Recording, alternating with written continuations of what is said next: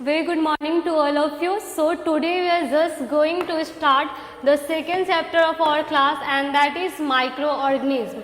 हमारा जो first chapter था और वो उसका हेडिंग क्या था, क्रॉप प्रोडक्शन एंड मैनेजमेंट, जिसमें हम लोगों ने बेसिकली एग्रीकल्चर के बारे में पढ़ा था। और आज हम लोग स्टार्ट करेंगे अपना एक नया चैप्टर जो कि लेसन 2 है और उसका हेडिंग क्या है, माइक्रो ऑर्गेनिज्म। इस चैप्टर में हम लोग मोस्टली माइक्रो ऑर्गेनिज्म के बारे में पढ़ेंगे, ठीक है। देखो माइक्रो ऑर्गेनिज्म क्या होता है, दूसरा कलर चेंज करो। These tiny living things that can only be seen under the microscope are called a microorganism or simply microbes। ये जो चैप्टर का हेडिंग है माइक्रो ऑर्गेनिज्म, तो माइक्रो ऑर्गेनिज्म का मतलब क्या होता है, इससे हम क्या समझते हैं। तो माइक्रो ऑर्गेनिज्म क्या होता है, छोटा छोटा लिविंग थिंग्स, एकदम छोटा, इतना छोटा छोटा होता है ना कि उसको हम लोग नेकेड आई यानी खुले आंखों से नहीं देख सकते हैं। उसे देखने के लिए हमें क्या यूज करना पड़ता है, उसे देखने के लिए हमें इलेक्ट्रॉन माइक्रोस्कोप यूज करना पड़ता है। बिना माइक्रोस्कोप यूज किए हुए हम इसे नहीं देख सकते हैं। तो माइक्रो ऑर्गेनिज्म हमारा क्या होता है, एकदम टाइनी टाइनी छोटा छोटा लिविंग ऑर्गेनिज्म जिसको देखने के लिए हमें माइक्रोस्कोप यूज करना पड़ता है। उसे हम लोग नेकेड आई यानी खुले आंखों से बिना माइक्रोस्कोप लगाए हुए नहीं देख सकते हैं। और माइक्रो ऑर्गेनिज्म को ही सिंपली हम लोग क्या बोलते हैं, माइक्रोब्स। जैसे कि आजकल नाम कुछ और होता है और उसको सिंपल में लाइक सिद्धार्थ, और उसे क्या बोलते हैं, सीड। तो ऐसे ही माइक्रो ऑर्गेनिज्म का सिंपल नेम क्या है, माइक्रोब्स। Got it. फिर हमारा सेकेंड पॉइंट क्या है, they are found everywhere and can survive in a extreme condition of ice climate and a hot spring. और ये जो हमारा माइक्रो ऑर्गेनिज्म होता है ना, वो कहीं पे भी सर्वाइव कर सकता है। लाइक एकदम कोल्ड कंडीशन, आइस के ऊपर भी सर्वाइव कर सकता है और हॉट स्प्रिंग में भी सर्वाइव कर सकता है। यानी वो लगभग हर कंडीशन में हमें माइक्रो ऑर्गेनिज्म देखने को मिलता है। कितनी ठंडी वाला जगह हो वहां पे भी मिलता है और प्लस कितना भी हॉट वाला प्लेस हो वहां पे भी हमें माइक्रो ऑर्गेनिज्म देखने को मिलता है। तो अभी तक हमने क्या पढ़ा कि माइक्रो ऑर्गेनिज्म क्या है, तो छोटा छोटा लिविंग ऑर्गेनिज्म जिसको हम लोग खुली आंखों से नहीं देख सकते हैं, उसे देखने के लिए हमें माइक्रोस्कोप यूज करना पड़ता है। उसी लिविंग ऑर्गेनिज्म को हम लोग क्या बोलते हैं, उसी को हम लोग माइक्रो ऑर्गेनिज्म बोलते हैं। और सिंपली इसको और भी हम क्या बोल सकते हैं, इसे माइक्रोब्स बोल सकते हैं। और ये माइक्रो ऑर्गेनिज्म हमें हर जगह मिलता है, चाहे वो आइस ही क्यों ना हो या फिर हॉट स्प्रिंग ही क्यों ना हो। मतलब कोल्ड से कोल्ड कंडीशन में भी सर्वाइव कर सकता है और हॉट से हॉट कंडीशन में भी सर्वाइव कर सकता है। थर्ड पॉइंट क्या है, the science which deals with the study of micro organism is called microbiology. ठीक है, साइंस का वो ब्रांच जिस ब्रांच में हम लोग माइक्रो ऑर्गेनिज्म के बारे में स्टडी करते हैं, उस ब्रांच को हम लोग क्या बोलते हैं, तो उसे हम लोग माइक्रोबायोलॉजी बोलते हैं। तो अगर आपसे कोई क्वेश्चन से राइज करता है कि what do you mean by microbiology, then हमारा आंसर क्या होगा, the science which deals with the study of micro organism is known as a microbiology. जिस साइंस का वो ब्रांच जिस ब्रांच में हम लोग माइक्रो ऑर्गेनिज्म के बारे में पढ़ते हैं, उसे ही हम लोग क्या बोलते हैं, उसे ही हम लोग माइक्रोबायोलॉजी बोलते हैं। Got it. सेकेंड स्लाइड क्या है, ये जो माइक्रो ऑर्गेनिज्म होते हैं ना हमारे, बहुत सारे टाइप्स के होते हैं। लाइक बैक्टीरिया, माइक्रो ऑर्गेनिज्म को भी 5 भाग में हम लोगों ने डिवाइड किया। फर्स्ट को हम लोग क्या बोलते हैं, बैक्टीरिया, सेकेंड को फंगी, थर्ड वाले को एल्गी, फोर्थ वाले को ये प्रोटोजोआ और फिफ्थ वाले को वायरस। जो अभी हमने देखा कि बहुत छोटे छोटे लिविंग ऑर्गेनिज्म जिसे हम लोग खुली आंखों से देख नहीं सकते, उसे माइक्रो ऑर्गेनिज्म बोलते हैं। और ये माइक्रो ऑर्गेनिज्म जनरली हमारा 5 टाइप का होता है। फर्स्ट टाइप हमारा क्या है, बैक्टीरिया। सेकेंड टाइप में हमारा क्या आता है, फंगी। थर्ड टाइप में एल्गी, फोर्थ टाइप में प्रोटोजोआ और फिफ्थ टाइप में वायरस। यानी माइक्रो ऑर्गेनिज्म को 5 टाइप्स में क्लासिफाइड किया है, बैक्टीरिया, फंगी, एल्गी, प्रोटोजोआ और वायरस। और कुछ माइक्रो ऑर्गेनिज्म, सारे माइक्रो ऑर्गेनिज्म को नहीं बोल रहे हैं, कुछ माइक्रो ऑर्गेनिज्म हमारा डिजीज कॉजिंग होता है, यानी उस माइक्रो ऑर्गेनिज्म की वजह से हमें बीमारी होती है, और जिस माइक्रो ऑर्गेनिज्म की वजह से हमें बीमारी होती है उस माइक्रो ऑर्गेनिज्म को हम लोग क्या बोलते हैं, उसे हम लोग पैथोजेंस बोलते हैं। जैसे कि अगर हम वायरस में देखें तो ये जो कोरोना वाला जो वायरस आया था उसकी वजह से हमें क्या हो रही थी, बीमारी हो रही थी। तो जिस माइक्रो ऑर्गेनिज्म की वजह से बीमारी होता है उस माइक्रो ऑर्गेनिज्म को हम लोग पैथोजेंस बोलते हैं। और सारे माइक्रो ऑर्गेनिज्म डिजीज कॉजिंग नहीं होते हैं, कुछ माइक्रो ऑर्गेनिज्म हमारा डिजीज कॉजिंग होता है, और जो माइक्रो ऑर्गेनिज्म डिजीज कॉजिंग होता है उसे हम क्या बोलते हैं, उसे हम लोग पैथोजेंस बोलते हैं। और इसे हमने 5 भाग में डिवाइड किया माइक्रो ऑर्गेनिज्म को, बैक्टीरिया, फंगी, एल्गी, प्रोटोजोआ और वायरस में। Got it? जैसे यहाँ आप फिगर के थ्रू देख सकते हो, ये हमारा बैक्टीरिया है, ये हमारा वायरस है, प्रोटोजोआ, एल्गे, ये सब हमारा क्या है, माइक्रो ऑर्गेनिज्म का टाइप्स है। अब हम इसको एक एक को डिटेल्स में पढ़ेंगे। जैसे माइक्रो ऑर्गेनिज्म का 5 टाइप था, तो पहला जो बैक्टीरिया था, अब हम लोग बैक्टीरिया को डिटेल्स में पढ़ेंगे। Got it? तो they are the simplest micro organism and are unicellular. Bacteria हमारा कैसा माइक्रो ऑर्गेनिज्म होता है, तो ये सिंपलेस्ट होता है। ये क्यों सिंपलेस्ट होता है, क्योंकि ये यूनिसेलुलर है, एक ही सेल से बना हुआ होता है, that's why it is known as a simplest. और माइक्रो ऑर्गेनिज्म में जितना हम लोग टाइप्स देखेंगे, सबसे सिंपलेस्ट उसमें कौन सा माइक्रो ऑर्गेनिज्म होता है, तो बैक्टीरिया होता है, and it is made up of 1 cell. Got it? Second point क्या है, they are found in a different shapes like rod shapes, bacillus. Spherical shape में क्या है हमारा, स्ट्रेप्टोकोकस। स्पाइरल शेप में क्या है, तो स्पाइरल शेप में हमारा एस्पेरिलियम। कोमा शेप में क्या है, तो विब्रियो। बैक्टीरिया का डिफरेंट शेप्स मिलता है। एक हमारा शेप क्या मिलता है, हमारा ये होता है रॉड शेप का। रॉड शेप वाले बैक्टीरिया का एग्जाम्पल क्या है, बैसिलस। और स्पेरिकल शेप वाले बैक्टीरिया का एग्जाम्पल क्या है, स्ट्रेप्टोकोकस। और स्पाइरल शेप वाला का एस्पेरिलियम। एंड कोमा शेप का एग्जाम्पल क्या है, विब्रियो। ये हमारे एग्जाम्स में आ सकता है, इस वजह से इसे हमें अंडरलाइन करके और यहाँ पे इंपॉर्टेंट मार्क्स बना देना चाहिए, क्योंकि जनरली एग्जाम में पूछता है कि ये रॉड शेप बैक्टीरिया का एग्जाम्पल बताओ, स्फेरिकल शेप बैक्टीरिया का एग्जाम्पल बताओ। तो रॉड शेप बैक्टीरिया का एग्जाम्पल क्या है, बैसिलस। स्फेरिकल शेप का क्या है, स्ट्रेप्टोकोकस। स्पाइरल शेप का क्या है, एस्पेरिलियम। एंड कोमा शेप का क्या है हमारा, विब्रियो। ये सबको याद होना चाहिए। उसके बाद से almost all bacteria are invisible to the naked eyes. Under the optimal condition bacteria can grow rapidly. लगभग सारे बैक्टीरिया हमारा इनविजिबल होते हैं नेकेड आई से। कहने का मतलब क्या है कि बैक्टीरिया को हम लोग ऐसे खुले आंखों से बिना माइक्रोस्कोप यूज किए हुए नहीं देख सकते हैं।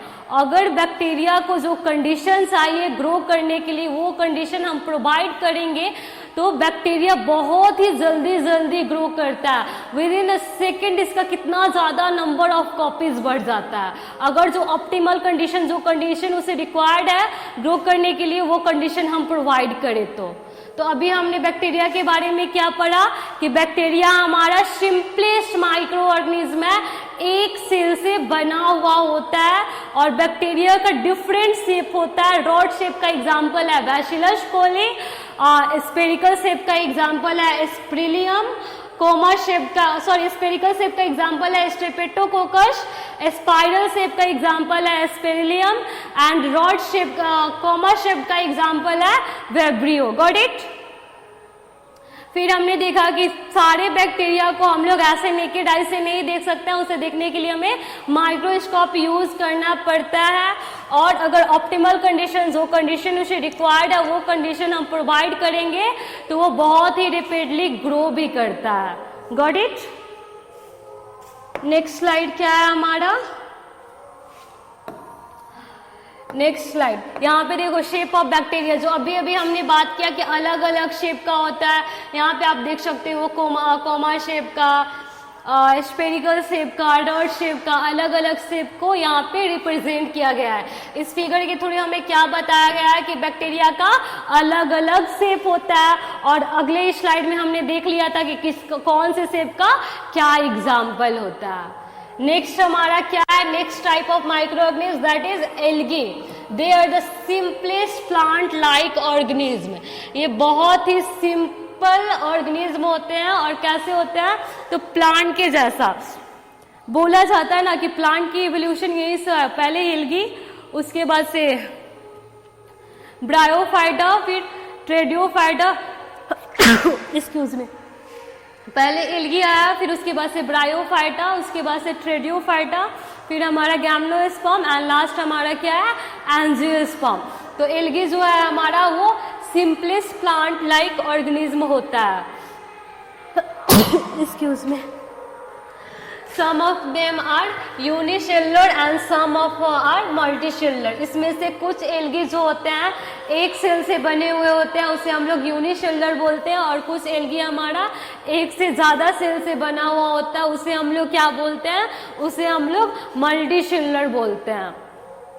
And they are found in water. The process,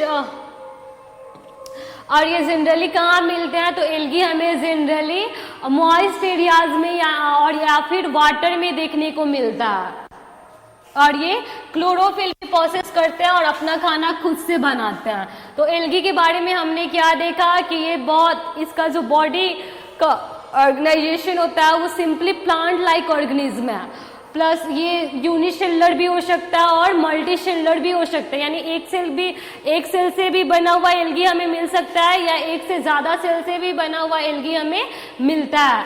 and third point क्या है कि ये हमें हमेशा वाटर और मॉइस्ट एरियाज में देखने को मिलता है, और ये क्लोरोफिल को कंटेन करता है, और उस क्लोरोफिल पिगमेंट की वजह से ये फोटोसिंथेसिस प्रोसेस यानी अपना खाना खुद से बना लेता है, और autotrophic mode of nutrients show करता है। Got it?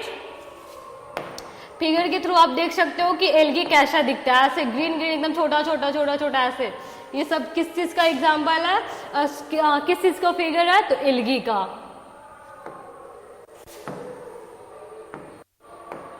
नेक्स्ट हमारा क्या है, प्रोटोजोआ।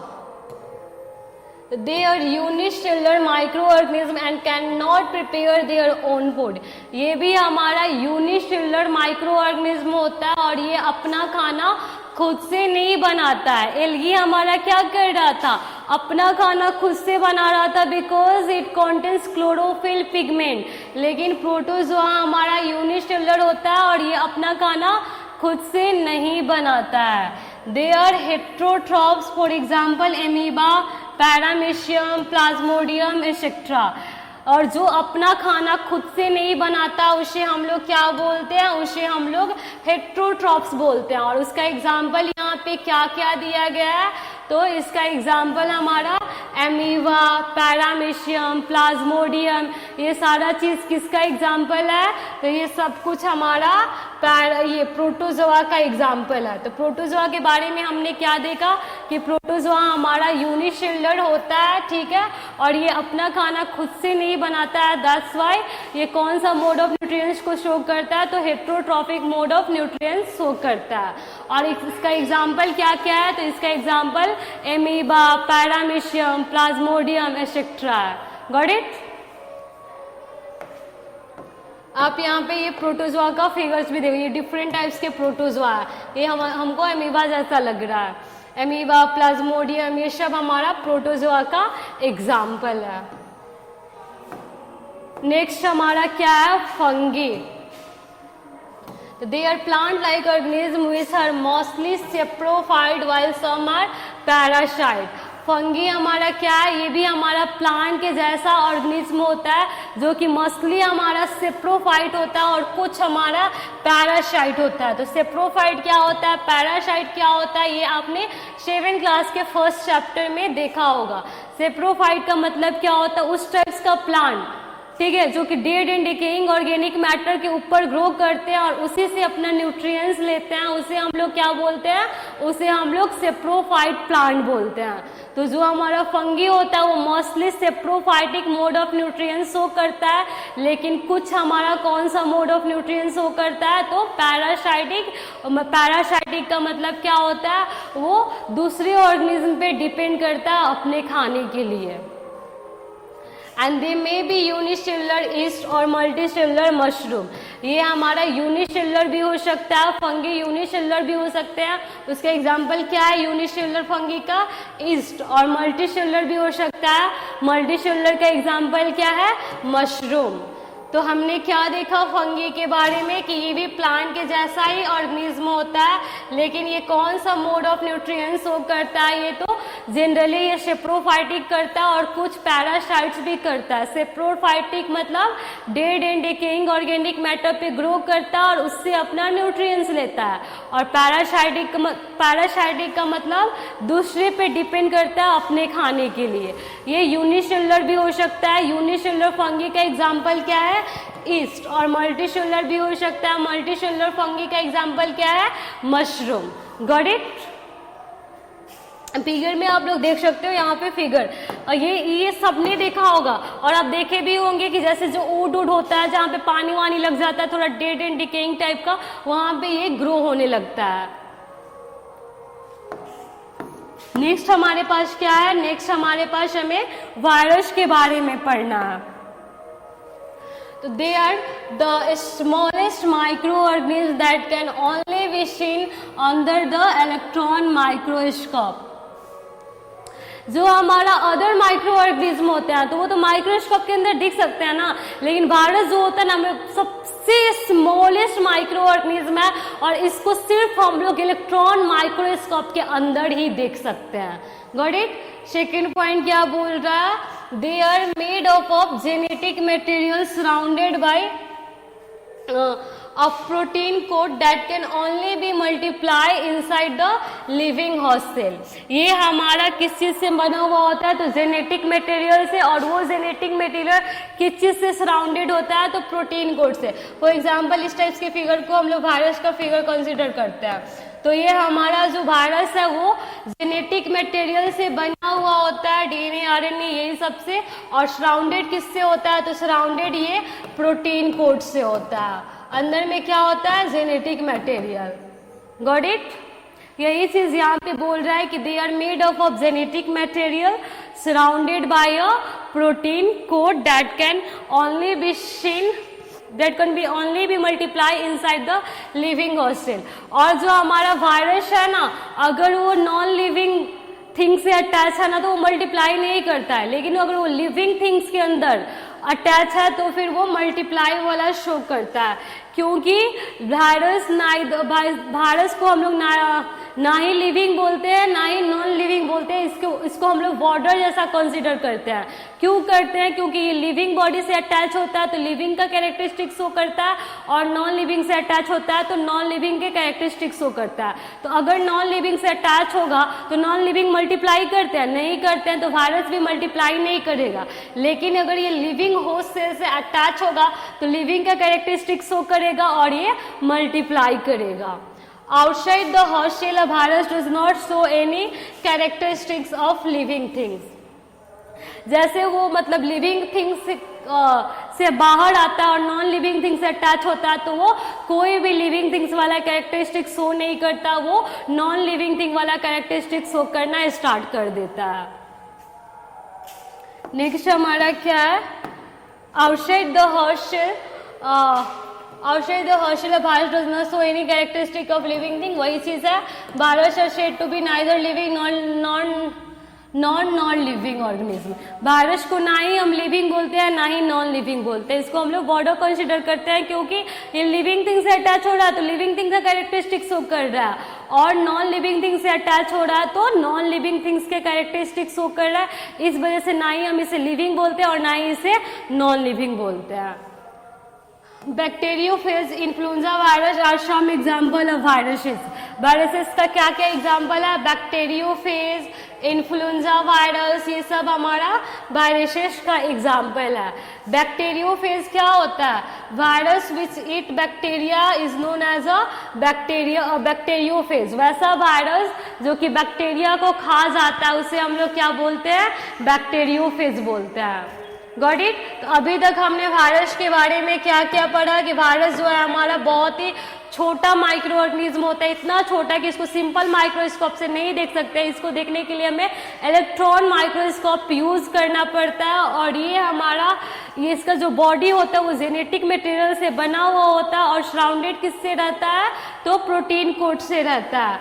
अगर ये लिविंग थिंग से अटैच होता है तभी ये मल्टीप्लाई करता है, क्योंकि तभी ये लिविंग वाला कैरेक्टरिस्टिक्स शो करता है। अगर नॉन लिविंग थिंग से अटैच होता है तो नॉन लिविंग थिंग वाला कैरेक्टरिस्टिक्स शो करता है।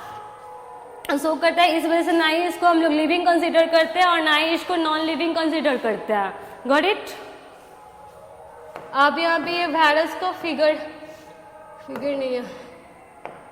वायरस हमारा जनरली कैसा दिखता है? इस टाइप का। अगर हमको वायरस को ये करना होता है, रिप्रेजेंट करना होता है, तो हम ऐसा फिगर बनाते हैं या फिर ऐसा निकला टाइप का ऐसे फिगर बनाते हैं।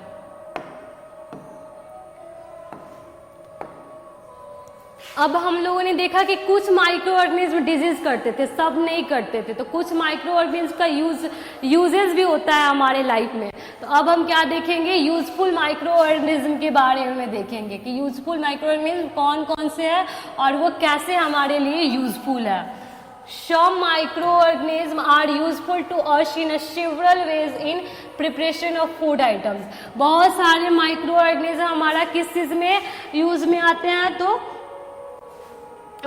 फूड आइटम्स को बनाने के लिए। जैसे कि a bacterium called lactobacillus is useful in making curd from milk. क्या होगा यहाँ पे? Milk, curd from milk. सही है। कुछ बैक्टीरिया जैसे कि लैक्टोबैसिलस, वो किस चीज के लिए उसको यूज करते हैं? तो मिल्क से कर्ड बनाने के लिए हम लोग लैक्टोबैसिलस बैक्टीरिया को यूज करते हैं। Milk contain lactose, milk sugar, curd contains the bacterium lactobacillus that helps to convert lactose in the milk to lactic acid. In this way curd is formed from milk. हमारे घर में दही कैसे बनता है? हम क्या करते हैं? जो मिल्क होता है उसको थोड़ा सा ल्यूक वार्म कर देते हैं, मतलब थोड़ा सा गुनगुना टाइप को उसे गर्म कर देते हैं। फिर थोड़ा सा दही का अमाउंट यानी कर्ड का अमाउंट हम उसमें मिक्स करते हैं और बिना उसको डिस्टर्ब किए हुए कुछ देर के लिए छोड़ देते हैं, 3-4 घंटा के बाद। तो वो मिल्क हमारा कर्ड में फॉर्म्ड हो जाता है। क्यों होता है? क्योंकि मिल्क में हमारा लैक्टोज शुगर होता है, जिसे हम लोग मिल्क शुगर भी बोलते हैं। और जो हमारा दही होता है उसमें एक बैक्टीरिया होता है लैक्टोबैसिलस, और इसी बैक्टीरिया के वजह से कर्ड की फॉर्मेशन होती है। तो जैसे हम लोग इस दूध में दही डालते हैं तो मतलब क्या करते हैं? लैक्टोबैसिलस को इंट्रोड्यूस करते हैं उस मिल्क में, और उसके वजह से वहाँ पे वो मिल्क हमारा कर्ड में कन्वर्ट हो जाता है। तो एक यूजफुल क्या हुआ माइक्रो ऑर्गेनिज्म का कि दूध से दही बनाना। दूध से दही हम कैसे बना रहे हैं? बैक्टीरिया एक जो है जिसको हम लोग क्या बोलते हैं? लैक्टोबैसिलस, उसके ही हेल्प से। That's why it is known as a useful इस वजह से इसको हम लोग माइक्रो ऑर्गेनिज्म के यूजेज में रखे हैं कि कैसे माइक्रो ऑर्गेनिज्म हमारे लिए यूजफुल है। Got it?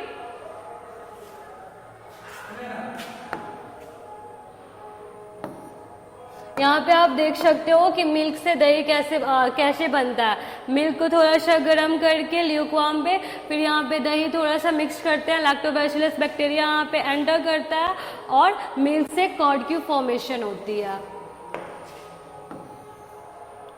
फिर हमारा जो लास्ट स्लाइड है इसमें बोल रहा है cheese and paneer are made by using a lactobacillus और स्ट्रेप्टोकोकस बैक्टीरिया।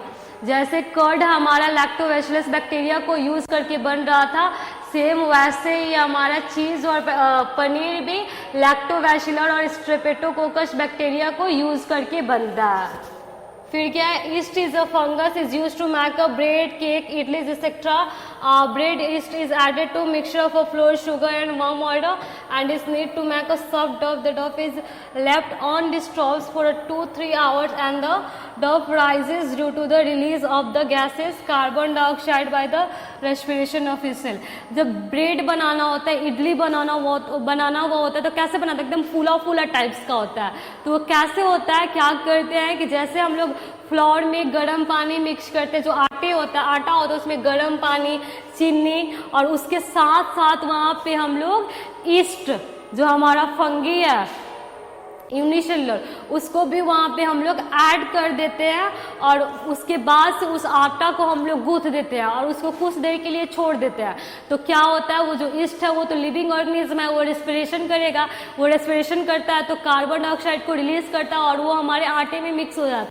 और जब उससे हम लोग बनाते हैं तो कोई भी हमारा ब्रेड भी, इडली भी, वो गैस की वजह से एकदम फूला फूला हुआ बनता है. तो ये भी एक यूजेज है माइक्रो ऑर्गेनिज्म का. तो अभी तक हमने क्या क्या पढ़ा, क्या क्या यूजेस है माइक्रो ऑर्गेनिज्म का. तो दूध से दही बनाना, फिर चीज पनीर बनाना, किससे बनाते हैं तो लैक्टोबैसिलस और स्ट्रेप्टोकोकस बैक्टीरिया से. और तीसरा हमारा क्या है, तीसरा हमारा ये है कि अगर हम ईस्ट को आटे में मिक्स करके उसको आटा को गूंथ देते हैं और कुछ टाइम तक छोड़ देते हैं तो उसका जो रेस्पिरेशन प्रोसेस करता है तो कार्बन डाइऑक्साइड निकलता है, उसकी वजह से जो हमारा ब्रेड इडली हम बनाते हैं वो बहुत फूला हुआ बनता है, जो कि हमें चाहिए होता है. तो आज के लिए इतना ही. आज हमने क्या क्या पढ़ा, आज हमने पढ़ा माइक्रो ऑर्गेनिज्म क्या है. तो बहुत ही छोटा लिविंग ऑर्गेनिज्म होता है जिसको हम लोग खुले आंखों से नहीं देख सकते हैं, उसे देखने के लिए हम लोग माइक्रोस्कोप यूज करते हैं. और सारे माइक्रो ऑर्गेनिज्म हमारे लिए यूजफुल नहीं होता, कुछ यूजफुल होता है और कुछ की वजह से हमें डिजीज होता है. जिसकी वजह से हमें डिजीज होता है उसे हम लोग पैथोजेंस बोलते हैं. और माइक्रो ऑर्गेनिज्म को हम लोग 5 भाग में डिवाइड किए हैं, बैक्टीरिया, एल्गी, प्रोटोजोआ, वायरस और फंगी. और ये सबको हम लोगों ने डिटेल्स में देखा. बैक्टीरिया हमारा सिंपलेस्ट था, फंगी हमारा सेप्रोफाइटिक और पैरासाइटिक मोड ऑफ न्यूट्रिएंट्स को शो कर रहा था. और जो हमारा वायरस था वो तो इतना ना छोटा होता है कि उसको हम लोग सिंपल माइक्रोस्कोप में भी नहीं देख सकते. उसको देखने के लिए हमें इलेक्ट्रॉन माइक्रोस्कोप यूज करना पड़ता है. प्लस वायरस को ना ही हम लिविंग कंसीडर कर सकते हैं और ना ही डेड कंसीडर कर सकते हैं, क्योंकि वो लिविंग के साथ अटैच होता है तो लिविंग थिंग जैसा बिहेव करता है, और नॉन लिविंग के साथ अटैच होता है तो नॉन लिविंग थिंग्स जैसा बिहेव करता है. फिर हमने देखा क्या क्या यूजेस है. तो एक यूजेस वही दूध से दही बनाने के लिए. तो दूध में कौन सा बैक्टीरिया मिलता है तो लैक्टोज, जिसे हम लोग मिल्क शुगर भी बोलते हैं. और मिल्क कर्ड में क्या मिलता है, लैक्टोबैसिलस. तो दूध से दही हम कैसे बनाते हैं, दूध को थोड़ा सा गर्म करते हैं, फिर उसमें हम लोग थोड़ा सा दही ऐड करते हैं, यानी लैक्टोबैसिलस बैक्टीरिया ऐड करते हैं और वो हमारा दूध को दही के फॉर्म में कन्वर्ट कर देता है कुछ टाइम बाद. फिर जो हमारा चीज़ होता है, पनीर होता है, ये भी हमारा ये माइक्रो ऑर्गेनिज्म से ही बनता है. कौन कौन से माइक्रो ऑर्गेनिज्म तो लैक्टोबैसिलस, स्ट्रेप्टोकोकस. फिर ये जो फूला ब्रेड, इडली, ये सब हमें खाने को मिलता है, ये सब भी माइक्रो ऑर्गेनिज्म की वजह से ही हो रहा है. क्योंकि जब हम लोग आटे के साथ ईस्ट को मिला के गूंथ देते हैं तो उसके रेस्पिरेशन की वजह से जो हमारा कार्बन डाइऑक्साइड होता है वो हमारे आटे में मिक्स हो जाता है और उसी कार्बन डाइऑक्साइड की वजह से जो इडली, ब्रेड, ये सब हम लोग डिफरेंट टाइप के डिशेस बनाते हैं वो हमें फूला टाइप्स का मिलता है. ओके, सो आज के लिए इतना ही. Thank you, have a nice day.